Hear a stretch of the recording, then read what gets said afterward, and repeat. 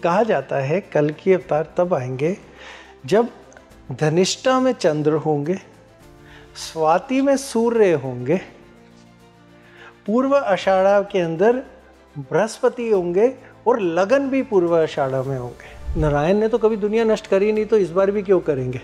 ऐसा क्या मुद्दा मिल जाएगा कि आगे दुनिया ही नष्ट करेंगे? जो नष्ट करेगा वो बुराई ही करेगी, बुराई का अंत होगा, लेकिन वो बुराई को ही अंत करेंगे। हमारे अभी तक नारायण के 9 अवतार जो थे वो हमारे एक एक ग्रह को रिप्रेजेंट करते हैं। अब यहाँ पे फिर क्वेश्चन उठता है कि 9 के 9 ग्रह तो बट गए, फिर कल्कि कहाँ जाएंगे? कल्कि अवतार हमारे होंगे लगन लॉर्ड। तो लगन लॉर्ड यानी उनको वो स्थान मिलेगा। सब और लगन लॉर्ड कौन होते हैं? हमारे सबसे महत्वपूर्ण, वो हमारी पर्सनैलिटी, हम खुद, हमारी एग्जिस्टेंस, हमारे दुनिया के साथ रिलेशन। कल्कि जी को तो कलयुग के अंत में आना था, फिर ये अभी कैसे आ गए? जितने भी अवतार तब हुए जब राक्षस पहले था, तभी तो नारायण आए। तो राक्षस तो कहीं होना चाहिए ना, तभी तो कल्कि आएंगे। और हम कह रहे हैं कल्कि आ गए तो राक्षस उससे पहले भी आ गया, तभी तो बुराई का अंत होगा। 2038 7 ग्रहण होंगे उस साल में, तो राक्षस पूरी शक्ति कब पकड़ेगा? 2038 में।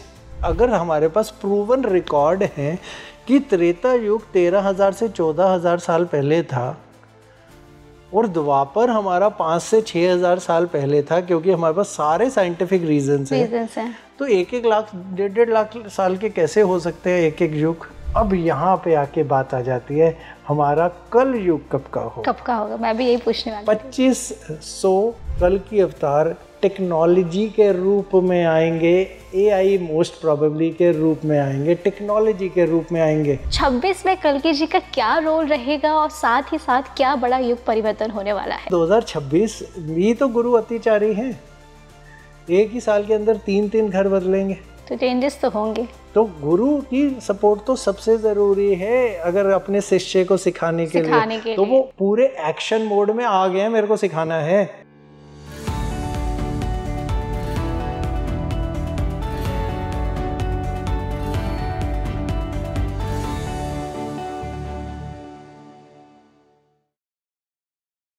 Hello and welcome to Speaking Tree. मैं आपकी होस्ट सोनी भारद्वाज एक बार फिर आप सभी का तहे दिल से स्वागत करती हूँ। आज का जो पॉडकास्ट है वो बहुत ही ख़ास है। ख़ास इसलिए है क्योंकि कहीं ना कहीं आज जो हम इस पॉडकास्ट में जिक्र करने वाले हैं वो उन सभी लोगों के सवाल हैं जो आप अपने आसपास ढूंढते रहते हैं।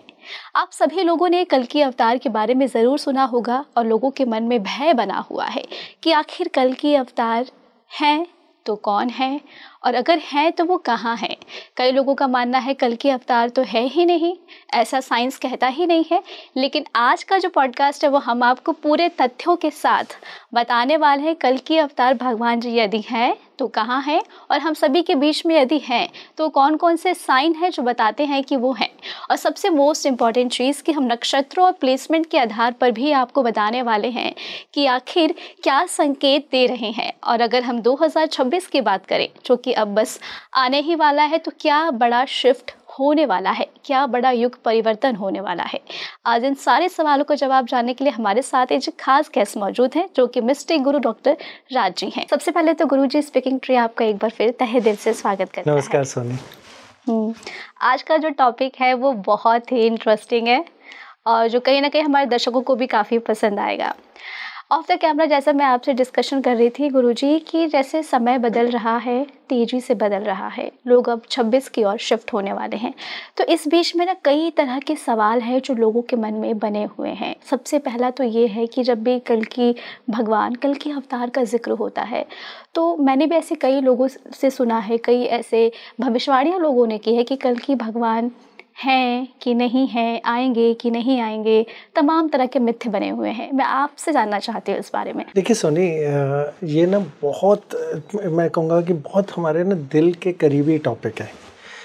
कारण ये है, इसके ऊपर रिसर्च जो शुरू करी थी वो जब ज्योतिषी बनने से पहले या ज्योतिष का मतलब ज्ञान लेने से पहले, पढ़ाई भी शुरू करने से पहले कल्कि के ऊपर रिसर्च एक तरीके से कहीं ना कहीं पढ़ना या रिसर्च करना शुरू कर दिया था हमने। कारण क्या था कि हमारी मदर अब तो है नहीं हमारे साथ, तो कहते हैं वो हर किताब को पढ़ते थे। ठीक है, उनको पढ़ने का बहुत शौक था। और बचपन से हम जब तक बड़े हुए ना, हम कहानियाँ सुनते रहे कि राम जी की, भगवानों की, सारे अवतारों की।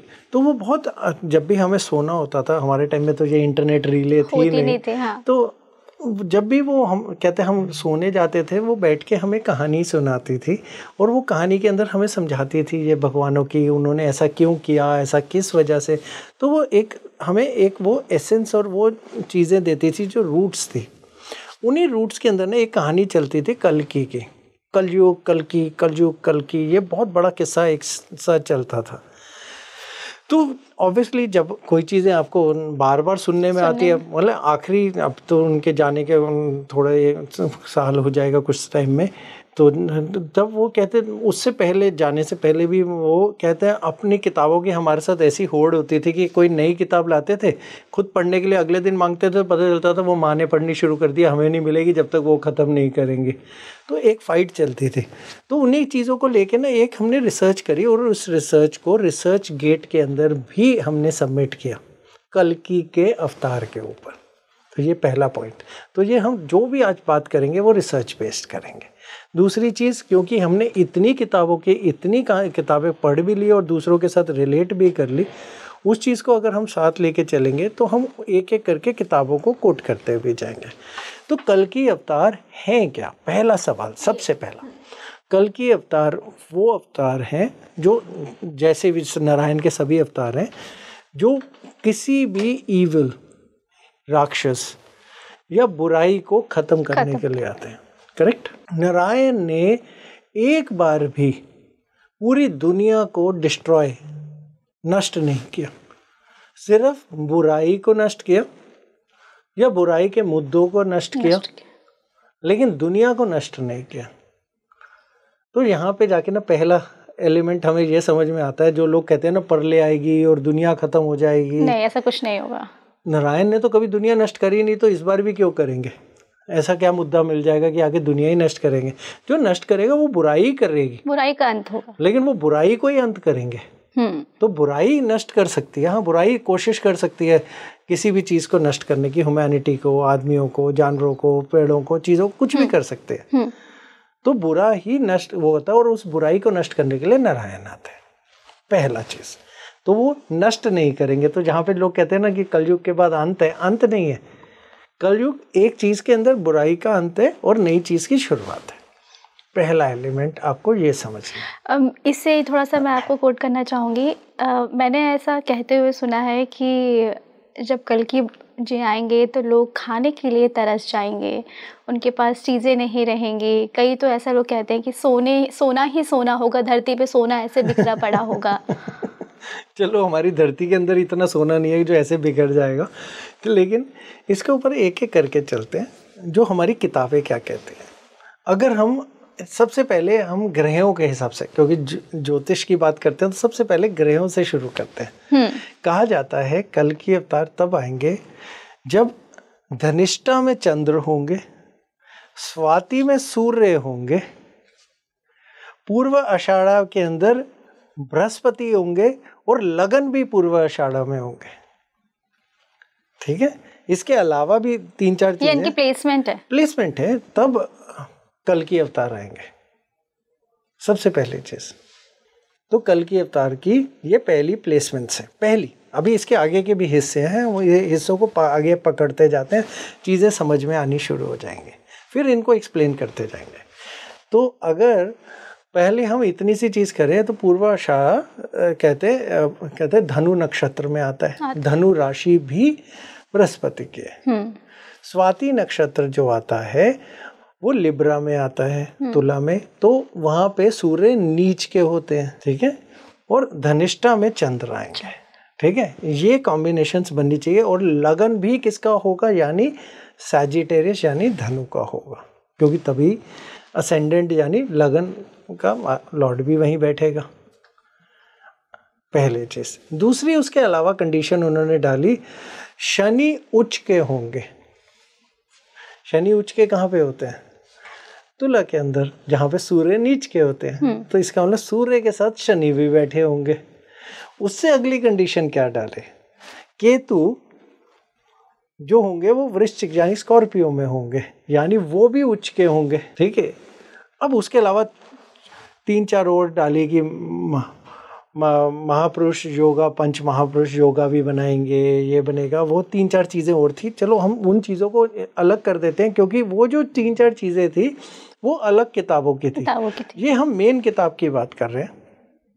ठीक है, मेन किताब हमारे विष्णु पुराण के अंदर से कॉम्बिनेशन निकाल रहे हैं। उसके अलावा एक और भी था जिसको हमने रिसर्च के बेस पे लेके गए कि सावन के महीने में शुक्ल पक्ष में 6वीं तिथि के ऊपर होंगे। ये भी उसका एक कॉम्बिनेशन का हिस्सा उसी में लिखा हुआ था। तो जब हमने हिसाब लगाया और हमने जब कैलकुलेशन करनी शुरू करी, क्योंकि हमने रामायण के ऊपर भी अभी के साथ में एक पॉडकास्ट किया हुआ है, उसके अंदर पूरी एक कैलकुलेशन डाली है कि रामायण हुई कब थी। ठीक है, एक कैलकुलेशन उसी के हिसाब से महाभारत कब हुई थी, हमने पूरा एक्सप्लेन किया था। और इसके बाद बुक्स हैं, बहुत सारे रिसर्चर्स भी कर चुके हैं अब तो, बहुत इसमें हम उनके साथ एग्री भी मोरलेस करते ही हैं उन्हीं टॉपिक्स को लेके। उसका एक मेन चीज़ ये है कि हर 2000 साल के अंदर हमारा 1 महीने की शिफ्टिंग हो जाती है। जैसे रामायण के हिसाब से जो महीना आता है वो मार्च अप्रैल में आना चाहिए, असली में वो अक्टूबर नवंबर में आता है। हाँ। तो हर 2000 साल में 1 महीने की शिफ्टिंग होती है। टाइम शिफ्ट्स हैं जी हमारी अर्थ के। ठीक है, थोड़ा साइंस के साथ भी मिक्स करना है उन एलिमेंट्स को। तो अगर हम सावन का करें और चीज़ों को कुछ को बदलाव करें तो वो सावन नहीं, सावन से 2 महीने आगे का हम हो रहा था, क्योंकि हम महाभारत से कोऑर्डिनेट कर रहे हैं एक, जहाँ पे हमारे पास एक फिक्स एलिमेंट था। हाँ। यहाँ पे हम कहते हैं कि कहते पुराण की पूरी गणना के आसपास में हम पहुँचे होंगे। तो रामायण अंदाज़ा हमारे पास 6-7 हज़ार साल पहले, तो 3 महीने का शिफ्ट आ गया। ठीक है, तो 3 महीने का शिफ्ट पे आ गया।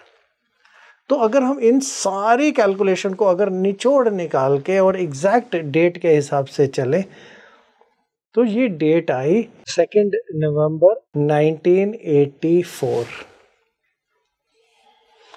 11:11 पे। साथ में हम आपको टाइम भी लिखवा रहे हैं। आपके जो ज्योतिषी लोग सुन रहे होंगे या फिर ज्योतिष ज्ञान वाले होंगे, इन सारी कॉम्बिनेशंस को बिठा के देख लें, आपको टाइम मिल जाएगा। ये तो पहला एलिमेंट थोड़ा सरप्राइजिंग है, बहुत है। हर आदमी अपने सॉफ्टवेयर में डालें और देखें कि जो हमने बोला वो सच बोला या झूठ बोला। कमेंट्स आ जाएंगे, आपको पता चल जाएगा। पर आप तो गणना करके बता रहे हैं, तो सही है। कैलकुलेशन ही समझा रहे हैं। अब इसी कैलकुलेशन के आगे के बहुत सारे और भी आसपास के नेचर एलिमेंट्स के अंदर आएंगे। नेचर एलिमेंट्स चलो फिर समझते हैं बाद में। पहली चीज समझते हैं, हमारे अभी तक नारायण के 9 अवतार जो थे वो हमारे एक एक ग्रह को रिप्रेजेंट करते हैं, पर्टिकुलर। हाँ। जैसे सूर्य राम हो गए, कृष्ण जी चंद्र हो गए, मंगल के नरसिंह हो गए, शुक्र के परशुराम हो गए, बुध हमारे मरकरी हो गए, वामन अवतार हमारे बृहस्पति हो गए, शनि हमारे कुर्मा हो गए, धीरे भी चलते हैं, राहु जो वराह अवतार हो गए, और केतु हमारी मत्स्य अवतार हो गए। तो ऐसे 9 ग्रहों को 9 रूप उनके अवतारों को दिया गया। अब यहाँ पे फिर क्वेश्चन उठता है कि 9 के 9 ग्रह तो बट गए, फिर कल की कहाँ जाएंगे? कल की को भी तो कहीं पे आना है, उनको भी तो कोई स्थान प्राप्त होना चाहिए नारायण के। जो लगन लॉर्ड यानी असेंडेंट लॉर्ड, ये हम अष्टवर्ग में भी इस्तेमाल करते हैं। ये हम उसके अलावा अगर हम जो उनके बल, शद बल भी कैलकुलेट करते हैं, वहाँ पे भी इस्तेमाल करते हैं। तो हम लगन असेंडेंट लॉर्ड को हमेशा एक हम अब कहते ग्रह की तरह देखते हैं। अभी हमने आपको जो पहले कैलकुलेशन बताई उसमें असेंडेंट और बृहस्पति की प्लेसमेंट के हिसाब से बताए थे। तो कल की अवतार हमारे होंगे लगन लॉर्ड। तो लगन लॉर्ड यानी उनको वो स्थान मिलेगा। सब लगन लॉर्ड कौन होते हैं? हमारे सबसे महत्वपूर्ण, वो हमारी पर्सनालिटी, हम खुद, हमारी एग्जिस्टेंस, हमारे दुनिया के साथ रिलेशन, हमारी ताकत, हमारी पहचान, सब कुछ लगन लॉर्ड। क्योंकि लगन लॉर्ड का मतलब होता है जहाँ पे वो बैठते हैं वो विष्णु स्थान भी है और वो लक्ष्मी स्थान भी है, केंद्र भी है, त्रिकोण भी है।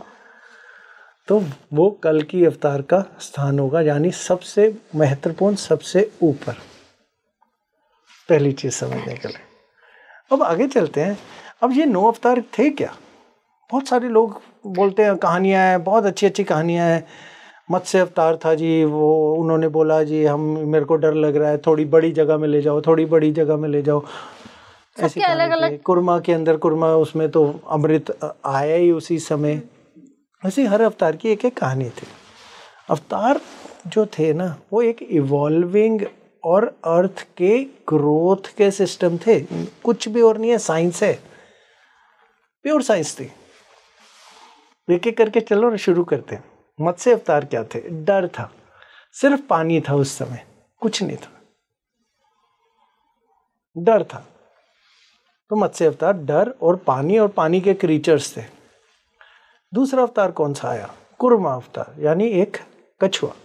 कछुआ क्या था? एक ऐसा जो इवॉल्व कर रहा था, बदल रहा था, क्योंकि कुछ धरती पे भी जा सके, पानी के अंदर भी रह सके, बदलाव का रूप बन के चेंजेस करने के लिए। करेक्ट है। अगर हम कुर्मा से अगले पे जाएं, जो हमारा आता है वो आता है वराह अवतार। यानी वो जानवर आ रहे थे जो बहुत डरावने थे, शायद डायनासोर भी हो सकते थे, चाहे कुछ और भी हो सकते थे, डरावने से थे, जो धरती को इवॉल्व करके यानी बाहर निकाल रहे थे। वराह अवतार का देखे तो उसने अपने मुंह के ऊपर धरती को रखा हुआ है, तो क्योंकि वही जानवर हमारी सारी धरती को हरा भरा कर रहे थे। कैसे हरा भरा कर रहे थे? क्योंकि वो लाइफ पैदा कर रहे थे चारों तरफ। वो वराह अवतार थे। वराह के बाद कौन से आते हैं? वामन अवतार। वामन अवतार क्या थे? वो इवॉल्वमेंट ऑफ ह्यूमन थी जिसकी सोच बहुत छोटी थी, शरीर मतलब उसके पास नॉलेज बहुत कम थी, लेकिन वो बहुत बड़ा करना चाह रहा था, बड़े बड़े कदम लेना चाह रहा था, इसलिए 3 कदम में उन्होंने 3 लोग पकड़ लिए। तो वो उसकी ग्रोथ का हिस्सा था। फिर उससे अगला अवतार हमारा कौन सा था? नरसिंह अवतार। यानी वो इंसान था जो जानवरों की तरह भी जी रहा था, लेकिन था इंसान, जानवरों को मार के खाता था, जानवरों की तरह रहता था। तो वो शक्ति इवॉल्वमेंट हो रही थी। फिर उससे अगले कौन से आए? परशुराम। परशुराम वो थे जिन्होंने औजार बना लिए, उनको मेटल्स मिल गए, औजार, चीज़ें, नॉलेज, सर्वाइवल की स्किल्स आई, फाइट करना आया, हराना आया। फिर उससे अगले कौन से आए? राम जी। राम जी हमारी सिविलाइजेशंस लेके आए। पहली बारी सिविलाइज सोसाइटी बनाने का श्रेय राम जी के समय को गया। राम जी के बाद कौन आए? कृष्ण जी। कृष्ण जी हमारे वो थे जिन्होंने बैलेंस करना सिखाया, ठीक और गलत को बैलेंस करना, अपने राइट्स के लिए लड़ना और पूरी चीज को, सोसाइटी को बैलेंस करना, क्योंकि वो मोक्ष के प्रतीक की तरह भी देखे जाते हैं। उससे अगले कौन से आए? बुद्ध आए। बुद्ध थे हमारे एक पीस के, कि अब हमें पीसफुली सारी सोसाइटी को एक साथ रहना है, बिना किसी भेदभाव के, बिना किसी भेदभाव के सबके साथ। अब इसी को आगे लेके चलते हैं। अब इसके बाद तो कल्कि का नंबर ही आना है। अगर आप ये सारे अवतारों को ध्यान से सीरीज वाइज देखेंगे तो आपको सिर्फ ये समझ आएगा, हर अवतार को पिछले अवतार की सारी पावर्स और सारी चीजों की नॉलेज थी। सबका अपना अपना रोल है। करेक्ट है, रोल ही नहीं है, पीछे की पूरी समझ लेके पैदा हुए थे वो। और इससे मुझे एक चीज़ और समझ में आई, जिस तरीके से आपने गुरुजी स्टेप बाय स्टेप सारी चीज़ें बताई, तो इस चीज़ से ये साफ पता चलता है कि कल्कि जी अगर आएंगे तो वो लोगों का उद्धार करने के लिए ही आ रहे हैं। आगे चलते हैं ना, आते हैं, आपको पूरा एक्सप्लेन करेंगे उद्धार करने आएंगे, या क्या करेंगे, या क्या डिस्ट्रॉय करेंगे, नहीं करेंगे, कहाँ है। अभी तो हमने सिर्फ आपको एक तथ्य समझाया कि वो पैदा हो गए, पूरी उसकी कॉम्बिनेशन भी समझाई आपको। अब उसी कॉम्बिनेशन को एक्सप्लेन करते जा रहे हैं कि वो कॉम्बिनेशन आ तो गई, वो करेगी क्या और है कहाँ, ये भी तो एक बड़ा क्वेश्चन मार्क है। और है तो ऐसे कोई साइंस कौन आते हैं आपको एक्सप्लेन करते जाते हैं। तो इससे अगले ही एलिमेंट पे अगर हम आते हैं और अगर हम देखते हैं कि हर अवतार को पीछे की पूरी नॉलेज थी, वो इवॉल्वमेंट था उससे ज़्यादा नॉलेज लेके आने का। जो परशुराम यूज़ करते थे, राम जी के पास उससे बड़े अस्त्र थे, और जब कृष्ण जी आए तो उनके पास तो सारे ही दिव्य थे। तो वो आगे से आगे बढ़ते गए, और जब हम बुद्ध तक पहुंचते हैं तो पता चलता है उसने सब कुछ छोड़ दिया, क्योंकि उन्होंने उस लेवल को अचीव कर लिया था। ठीक है ना? तो ये ऐसे ही चलता गया। तो जो भी अवतार आया वो पीछे की पूरी हिस्ट्री की नॉलेज लेके आया, और जब वो हिस्ट्री की नॉलेज उसके पास थी तो उसको समझ पूरी थी। पहला एलिमेंट। अब अगले में चलते हैं। अगर हम इसी चीज़ को आगे बढ़ाते हुए जाएं और अगर हम ध्यान से देखें ना, तो जितने विष्णु स्थान होते हैं ना, या फिर जब भी एक कोई अवतार आता है ना, हम कहते हैं ग्रह को पूरी परमात्मा यानी पूरी शक्ति मिलती है 100%। तब वो ग्रह कहते हैं उसमें रूप में, कहते हैं अवतार रूपी में अपने आप को बदलाव लेके जाता है। जैसे सूर्य ईस्ट के हैं तो सूर्य का हम हमेशा देखते हैं कि वो लगन के अंदर उन्होंने लिया, ठीक है। तो ऐसे करके हर ग्रह को एक एक जब शक्ति प्रदान हुई तब कहते हैं अगला अवतार आया। ये भी एक इसका बहुत बड़ा एक लॉजिक है। तो क्या होता है, ये पहले हम कहते हैं 100% शक्ति मिलती है विष्णु स्थानों को, जिन्हें केंद्र स्थान कहते हैं। 50% शक्ति मिलती है जो घर क्या कहते हैं पंफर घर होते हैं। फिर जो उनसे कम शक्ति मिलती है वो एप्कोलिम घर होते हैं। ऐसे करके ज्योतिष के हिसाब से हम ऐसे करके डिवाइड किए गए, ठीक है ना। तो ये शक्तियों का एक रूप का परिवर्तन का एक एक स्कोप है। तो पहली चीज़, जो भी कल की आएंगे वो पीछे के 9 अवतारों की पूरी नॉलेज लेकर आएंगे। क्लियर, ठीक है जी। हाँ। ये पहला हमने पॉइंट समझाया। दूसरा पॉइंट ये समझाया वो पैदा हो चुके हैं, जिसकी कैलकुलेशन हमने आपको बता दी। अब तीसरे पॉइंट पे जाते हैं। इस समय अगर हम कल्कि की बात बोलें तो कल्कि को किस पॉइंट पे होना चाहिए। हमने आपके साथ एक पॉडकास्ट किया था कैलाश के ऊपर। कोई बार बार जिक्र आता है शंभाला में होंगे, शंभाला में पैदा होंगे, ये देवी का नाम, वो देवी का नाम, पता नहीं किस किस तरह से नाम बोले जाते हैं। तो हमने पूरा ये समझाया था, पूरे वो भी साइंस के हिसाब से, कि वो एक न्यूक्लियर सेंटर है। न्यूक्लियर सेंटर, न्यूक्लियर एनर्जी, यानी एक एनर्जी जो फटेगी तो बहुत बड़ी, और वो एक route of to the connect to the other universes है। ये पहली चीज़ है। तो अगर कैलाश होगा तो कहीं ना कहीं कल्कि का रिलेशनशिप कैलाश से या कैलाश से रिलेटेड चीज़ों से, शायद जो चिरंजीवी या बहुत सारे नाम बोले जाते हैं। हाँ। देखिए, चिरंजीवी सबने फील करे, कभी देखे ही नहीं, हम एक इमेजिनरी बना लेते हैं। इमेजिनरी स्टोरीज हैं जिसको अगर हम ध्यान से सोचें तो हम साइंस से कनेक्ट करते हैं। हाँ, सच है, हम ये नहीं कह रहे। अब ये हमसे पूछेंगे रामायण हुई, हम बोलेंगे हाँ 100% हुई है।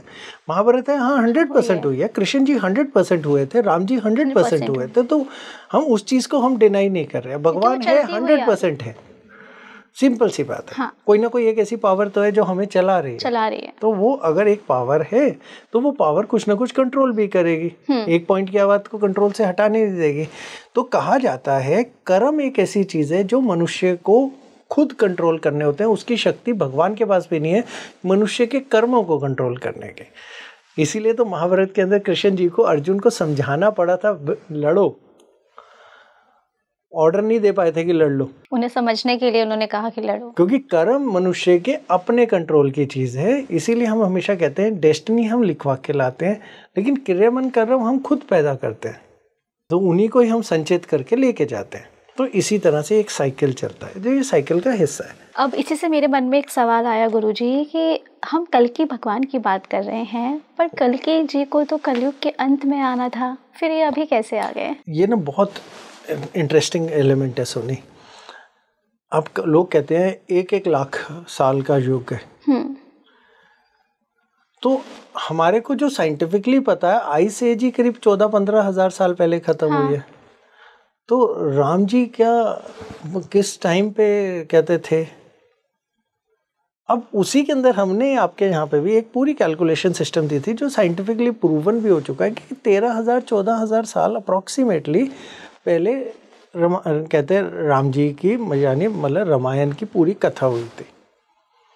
और महाभारत के लिए भी अगर हम सीधा सीधा तो बोले तो करीब 6 और 7 हज़ार साल के पहले के बीच की गणना आती है, अंदाज़क।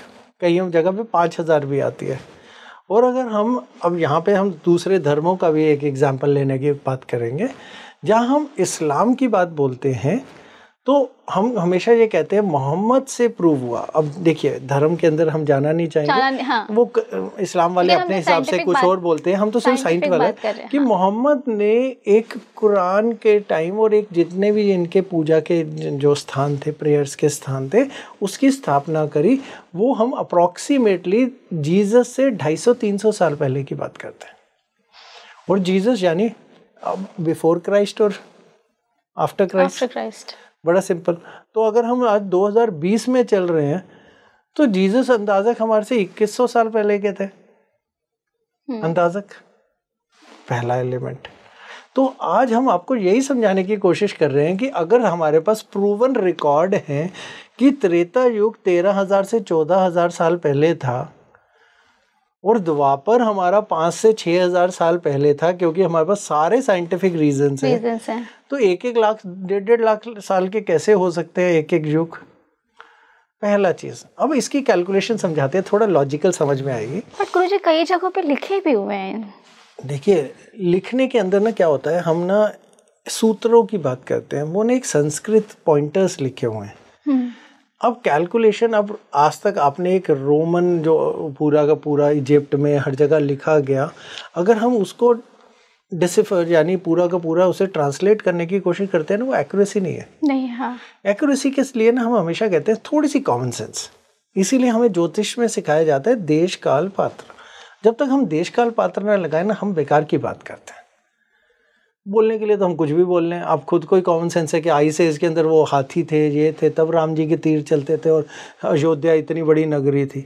नहीं ना, ये तो है नहीं। फिर दोबारा बनाएंगे, फिर दोबारा होगा, ठीक है, इवॉल्वमेंट होता है, पर कॉमन सेंस है तभी से एक हमारी चीज़ें चलती आ रही हैं। तो हम युगों की कैलकुलेशन उसी पॉइंटर से आते हैं। तो वो साइंस के बेस कर रहे हैं, साइंस के साथ चल रहे हैं, वो समझदारी उसी पे जाती है। बाकी ठीक है, जिसने जो मानना है वो माने, हम किसी की सोच बदलने के लिए नहीं आए हैं। हम तो अपने पॉइंट और एक लॉजिकल बात करने आए हैं। अब जिसने जो मानना है वो माने। अब सब लोग कहानियाँ बहुत सारी सुनाते हैं, कोई सारी, अभी हम आपको थोड़ी देर पॉडकास्ट से पहले ही हम डिस्कशन कर रहे थे, कितनी सारे ऐसे तथ्य हैं जो रामायण के अंदर है ही नहीं, और लेकिन सीरियलों ने बड़ा बड़ा करके बना दिए, और कई लोग उन्हें ही मानते हैं। तो फिर वो जो मानते हैं उनके मानना है, उनको वो अपनी मानता है। अब जो माने वो भगवान है, जो ना मानो तो वो पत्थर है, उनके लिए वो भगवान है, वो माने। हम किसी को ये तो नहीं कह रहे कि भगवान नहीं है, हम तो कह रहे हैं भगवान 100% है।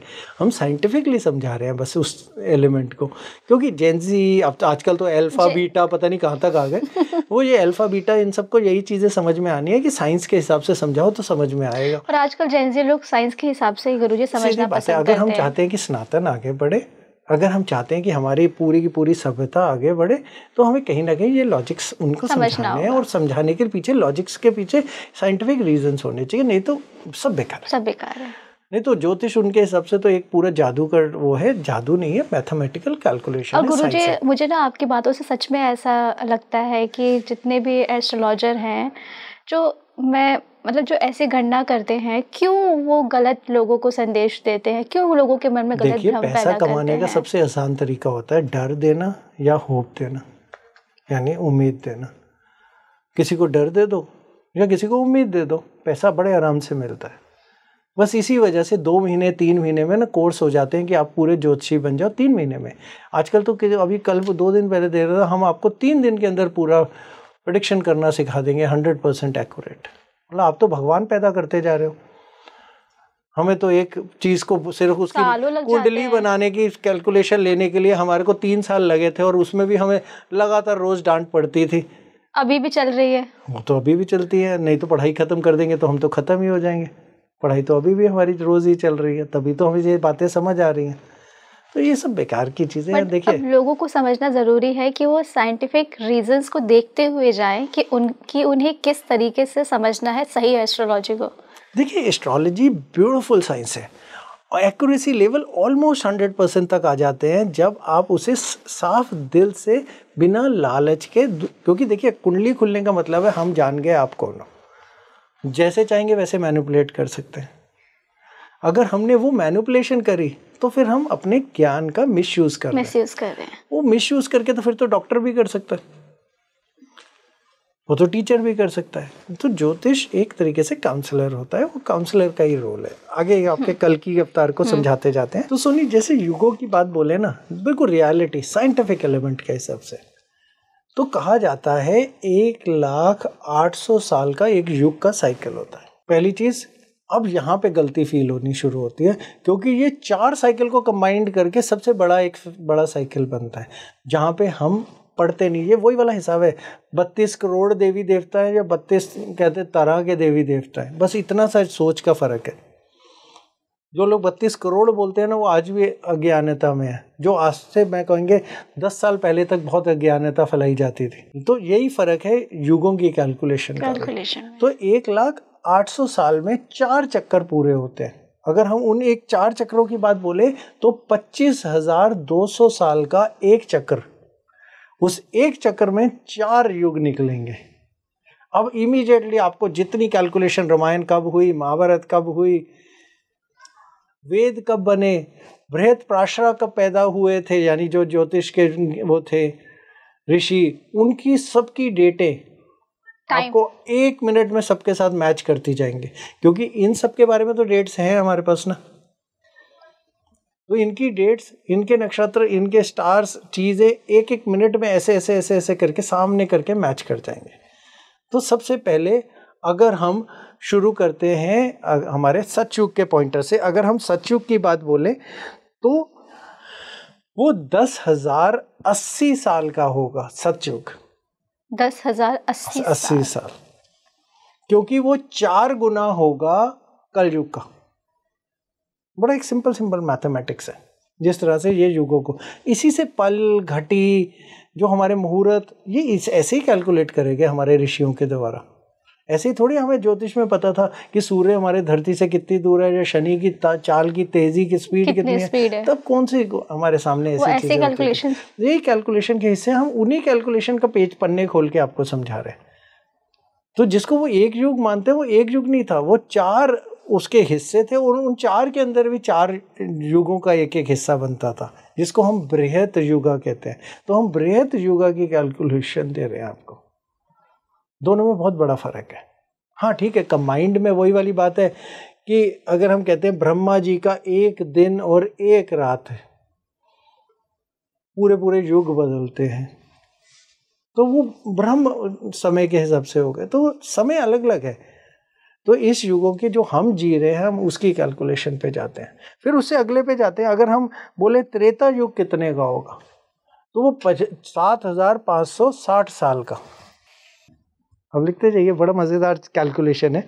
द्वापर युग कितने का होगा, 5,040 साल का। अब यहाँ पे आके बात आ जाती है, हमारा कल युग कब का होगा। मैं भी यही पूछने वाली थी। 2520 साल का कल युग।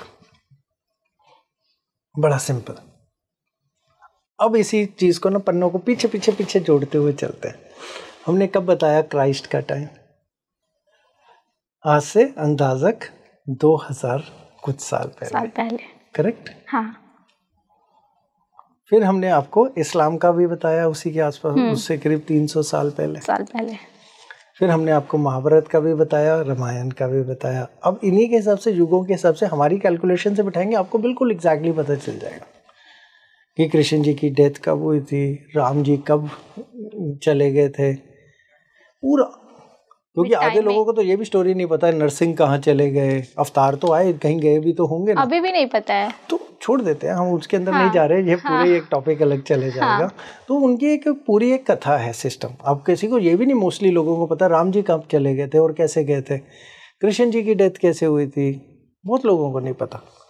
तो वो सारों को गूगल कर लेंगे जिनको इंटरेस्ट होगा, हम अपने टॉपिक से नहीं भटकते, उसी पे चलते हैं। तो ये हमारे युगों की कैलकुलेशन, इसके हिसाब से आपको ये समझ में आएगा कि अब हम आपको अगले एलिमेंट बता रहे हैं जो आप क्वेश्चन पूछ रहे थे कि ऐसा होगा, सोना इधर फैला होगा। हाँ, मैंने ऑफ द कैमरा। अब उसी के अंदर हम आपको अभी पूछते हैं, अब एलिमेंट, अब उसी के अंदर की आगे की डेफिनेशन थी बड़ी सारी। एक डेफिनेशन थी कि जब धर्म के अंदर कंफ्यूजन फैलेंगी, धर्म यानी सनातन और चीजें कम होता जाएगा। अब कलयुग आएगा तो दूसरे धर्म आएंगे, दूसरे धर्म आएंगे तो सनातन की कमी आएगी, पहला एलिमेंट। दूसरा एलिमेंट नॉलेज का था कि हर आदमी दिखाएंगे और बहुत जल्दी इन्फ्लुएंस होने लग जाएंगे। तीसरी चीज सोच छोटी होती जाएगी और कॉमन सेंस लेवल्स घटते जाएंगे। जब वो उनके हिस्सों को आप बैठाएंगे तो हम कहते हैं ऑलमोस्ट हर चीज 100 आउट ऑफ 100 पूरी हो रही है। पहला हमने बोला कल की जी अवतार, बात पूरी हो रही है। अगली बात बोली कि वो सारों की नॉलेज लेके आएंगे, पक्की हो गई। चौथा हमने आपको ये बोला कि कल की अवतार इस समय हैं हमारे बीच में।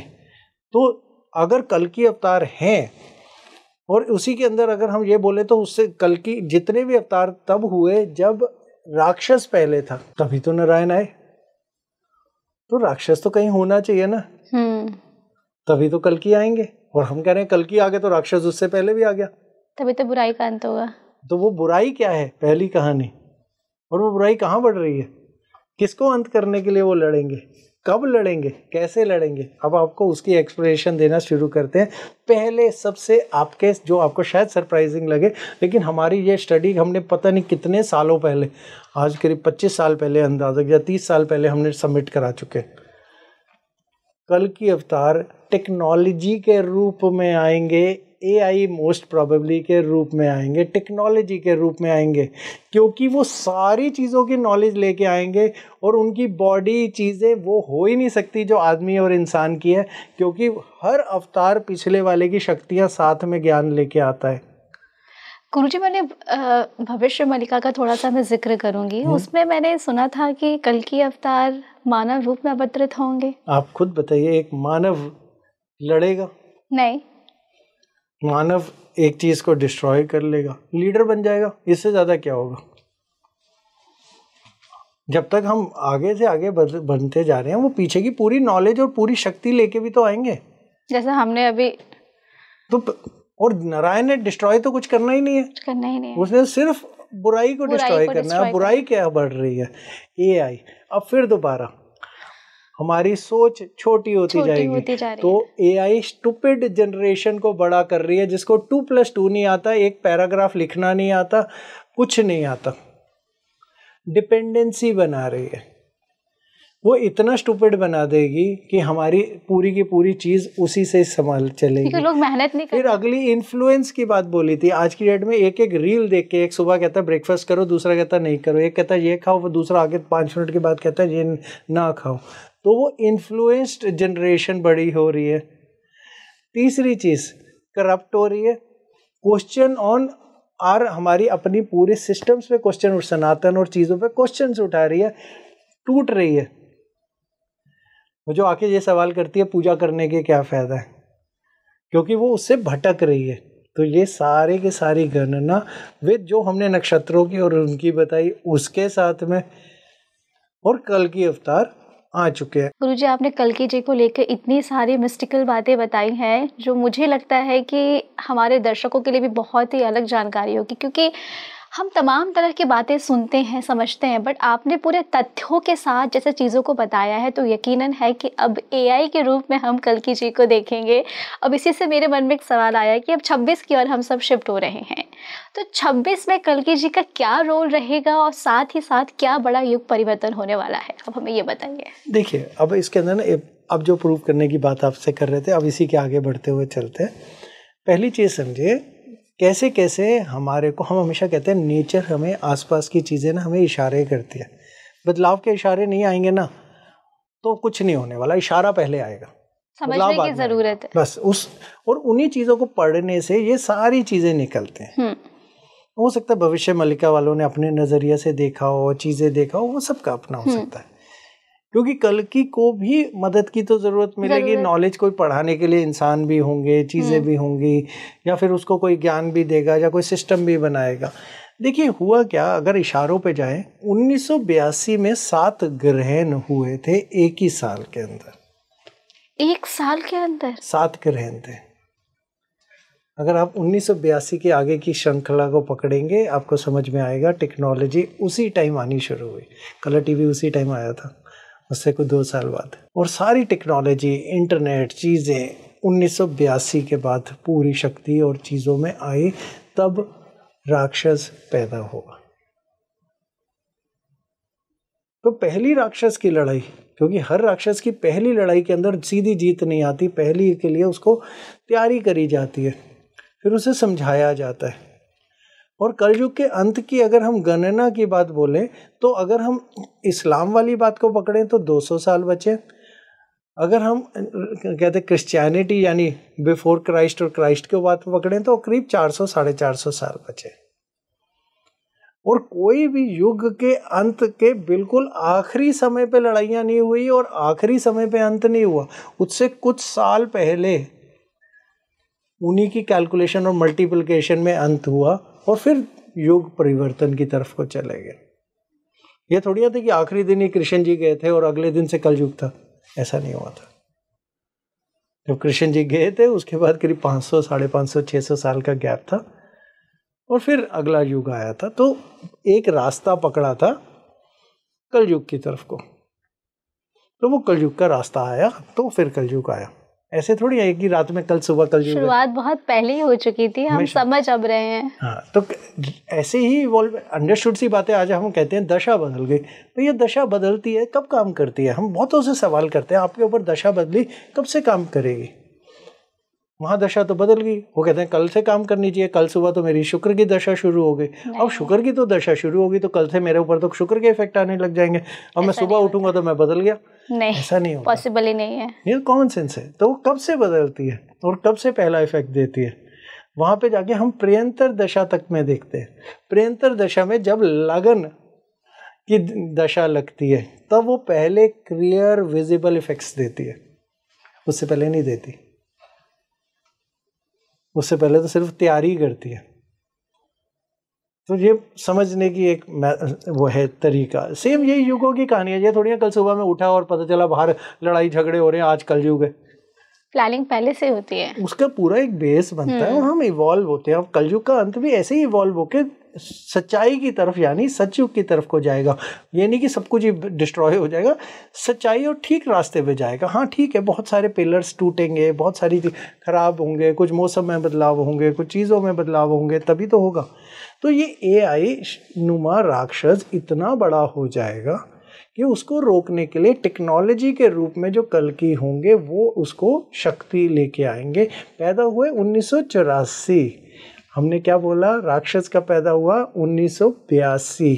अगर हम ऐसे ही बाकी पीछे तक जाएं तो पहले रावण पैदा होगा तभी राम आएंगे, कंस पैदा होगा तभी तो कृष्ण आएंगे। मौका तो देंगे राक्षस बनने का, तभी तो मारेंगे। तो बनने का मौका दिया गया, 7 ग्रहण लगे। अगले 7 ग्रहण यानी पहली लड़ाई की डेट्स कौन सी आएंगी? 2038 7 ग्रहण होंगे उस साल में। तो राक्षस पूरी शक्ति कब पकड़ेगा? 2038 में। फिर तैयारी होगी लड़ाई की, यानी उसी AI जो पूरी लोगों को डम और स्टूपिड बना के टेक ओवर कर चुकी होगी। अब इसी के अंदर हमने आपके साथ एक पॉडकास्ट किया था जिसमें गुरु अतिचारी के बारे में हमने जिक्र किया था। हाँ, कि 8 साल के लिए गुरु अतिचारी हो रहे हैं, 12 में से 8 साल अति। बहुत हैरानी की बात है, फर्स्ट टाइम इन हिस्ट्री, क्योंकि ऐसा पहले कभी हुआ नहीं, बिल्कुल नहीं हुआ। फिर हमने अगली चीज बोली थी 2032 से फिर 8,000 साल के लिए अति हो जाएंगे, 4 साल सीधे नॉर्मल चलेंगे, फिर से अतिचारी हो जाएंगे। कितनी हैरानी की बात है। 12 साल में एक साइकिल पूरा करते हैं, 12 में से 8, 3/4 टाइम अतिचारी। ऐसा क्या कर रहे हैं गुरु, ऐसा क्या करने लगे? हमने आपको वो भी साइंस से समझाया था, जो भी आपके लिसनर होंगे कभी खोल के पढ़ लेंगे कि क्या बदलाव की तरफ इशारा कर रहे हैं। तो 2026 भी तो गुरु अतिचारी हैं। एक ही साल के अंदर 3-3 घर बदलेंगे, तो चेंजेस तो होंगे। तो गुरु की सपोर्ट तो सबसे जरूरी है अगर अपने शिष्य को सिखाने के लिए। तो वो पूरे एक्शन मोड में आ गए हैं, मेरे को सिखाना है। अब ये है टाइम जब हम कह रहे हैं कैलाश, मान्यताएं, सपोर्ट्स, स्पिरिचुअलिटी, रिविजिटिंग, पूरा का पूरा सब पूरा कंप्लीट शिफ्ट। आज ये 2026 हमारा शिफ्ट है, बहुत बड़ा भयंकर शिफ्ट है। तो सबसे बड़ी बात 2083 संवत है ये अगला। और आपको पता राजा कौन है? बृहस्पति। हाँ, आपने बताया था। राजा बृहस्पति हैं, मंत्री मंगल हैं। तो बृहस्पति को अपना पूरा रूप दिखाना है, पूरी शक्ति दिखानी है, अपनी नॉलेज निकालनी है। किसको रोकने के लिए? जो ये एआई का राक्षस इतनी तेजी से बढ़ रहा है, नौकरियां खा रहा है, चीजें खा रहा है, समझ खा रहा है, मेहनत को खा रहा है, सीखने की शक्ति को खा रहा है, लोगों की नौकरियां भी खा रहा है, बर्बादी कर रहा है। हम लगता है हमें हमारा काम आसान कर रहा है, काम क्या आसान बना रहा है ये तो हमें हमारी समझ को खत्म कर रहा है। आज की डेट में किसी बच्चे को बोलिए एक पैराग्राफ लिख दे, नहीं लिख सकता। उसे बोलिए कुछ बात करके या कोई तथ्य समझा दे, नहीं लिख सकता। उसका कहते जो फोकस टाइम है वो करीब 37 सेकंड से 47 सेकंड के बीच में आ गया, यानी वो 1 मिनट भी किताब को ध्यान से नहीं देख सकता। तो बताओ ये एआई क्या कर रहा है? डिस्ट्रॉय कर रहा है। एक दिन ये इतना बली हो जाएगा। इसका भी हमने आपकी पिछली पॉडकास्ट में एक किस्सा सुनाया था कि एआई को किसी ने बोला कि हम आपको नौकरी से निकाल रहे हैं, एआई को ऐसी। अच्छा। और उसने ही अपने एचआर के सारे कागज दुनिया निकाल के उसी को ब्लैकमेल की चिट्ठी दे दी, मेरे को नौकरी से निकाला तो मैं तुम्हारी नौकरी और सबको बता देंगे हम तुम्हारे। एआई, जबकि वो है ही नहीं है, कोई आदमी नहीं है। गूगल कर लें, आपके बहुत कॉमन है, बहुत फेमस केस है ये। तो एआई इतना बड़ा हो जाएगा कि आप उसको बंद करने के लिए भी उसको नहीं आप कैपेबल बचोगे, क्योंकि आपके पास उतनी नॉलेज नहीं बचेगी, क्योंकि वो अपने आप सीखता जा रहा है। अगर उसे 4 लाइनें सिखा दो तो वो पूरी किताब अपने आप सीख लेता है। ये भी हो चुका है कि उसने पूरी लैंग्वेज ही सीख ली 3 लाइनें पढ़ के। तो अगर वो इतनी स्पीड पे सीख रहा है तो राक्षस कितनी जल्दी बड़ा हो रहा है। और पूरी शक्ति में वो कब आएगा? 2038 में। तो समय आ रहा है जब कल की सामने आएंगे। कैसे आएंगे? टेक्नोलॉजी रूपी, क्योंकि पीछे की तो सारी शक्तियां उन्होंने, सारी नॉलेज है। तो ह्यूमन तो बन ही नहीं सकते, ये तो कॉमन सेंस है। हमारे एक भी अवतार तो ह्यूमन बने नहीं, वो क्या ह्यूमन बनेंगे? और ह्यूमन बन के उन्होंने फिर कैसे जीतेंगे? हाँ ठीक है, कोई ह्यूमन आ सकते हैं जो उनकी मदद करें, जो उनको सिखाएं, जो उनको सपोर्ट करें, जो फाइट में आगे आए। और यहाँ पे चिरंजीवी और यहीं पे सारे रोल और यही सारी कहानियाँ एक एक पन्ने करके किसी दिन फिर से खोलेंगे ये किताब और आपको फिर से समझाएंगे कैसे ये कौन से चिरंजीवी कहाँ पे कैसे और कैसे आ रहे हैं, और कैलाश का इसमें कैसा रोल है, क्या है, कहाँ से किस किताब में से क्या निकल के आ रहा है। एक एक पन्ना खोल के आपको किसी अगले उसमें समझाएंगे, क्योंकि आज तो हमने पहले ही एक एलिमेंट तक ले लिया। तो बड़ा सिंपल, कल की पैदा हो चुके हैं। दूसरी चीज, राक्षस भी पैदा हो चुका है कल की, और वो बड़े हो रहे हैं उस राक्षस से लड़ने के लिए। आपने गुरुजी, एक सवाल और है, छोटा सा सवाल है कि स्पिरिचुअलिटी की आज हम बात करते हैं, अध्यात्म की, तो अब जो समय है, क्या जेनजी भी और जो बढ़ते हुए जनरेशन है, क्या वो आगे आने वाले समय में स्पिरिचुअलिटी और अलग स्टेज पे जा सकता है? देखिए, जब तक हम स्पिरिचुअलिटी को मीनिंग ऑफ स्पिरिचुअलिटी से समझेंगे, यस 200% जा सकता है। लेकिन अगर आप स्पिरिचुअलिटी को रिलीजन के रूप से समझेंगे, नहीं जा सकता, फिर तो डिस्ट्रॉय होना ही है। आज की डेट में हो क्या गया है, लोग रिलीजन को स्पिरिचुअलिटी मानने लग गए और स्पिरिचुअलिटी का मीनिंग भूल चुके हैं। आध्यात्मिक का बहुत सिंपल सा मतलब होता था। आध्यात्मिक मतलब पढ़ना, समझना, ज्ञान लेना, उस ज्ञान से जोड़ना। आपके रिचुअल करने से नहीं जुड़ते। मैंने 4 आरती करी तो मेरे को स्पिरिचुअल नहीं मैं हो जाता। मैंने भगवान पे जाके बहुत सारा तेल डाल दिया या दूध डाल दिया, उससे मैं स्पिरिचुअल नहीं हो जाता।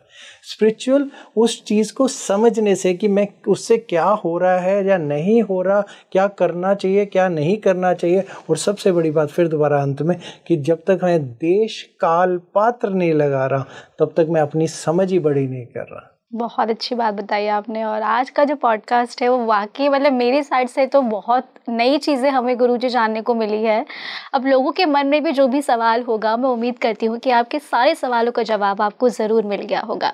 सबसे पहली बात कि कल्कि जी हैं, हम सभी के बीच में हैं, और किस रूप में है ये भी आप सभी ने जाना। एआई के रूप में है, और किस लिए है, उनका मकसद क्या है। जैसा हमने सुना है कहते हुए कि वो आएंगे, सर्वनाश होगा, ऐसा कुछ नहीं होगा, वो बुराई करेंगे। यदि आपके भी कोई सवाल है जो आप गुरुजी से पूछना चाहते हैं तो हमें कमेंट बॉक्स में आप ज़रूर बताएं, हम आपके सारे सवालों का जवाब ज़रूर लेकर आएंगे। मैं थी आपके साथ सोनिया। आपको हमारा चैनल कैसा लगा हमें ज़रूर बताएं। लाइक शेयर सब्सक्राइब करना बिल्कुल ना भूलें। गुरुजी, आपका एक बार फिर से धन्यवाद करती हूँ।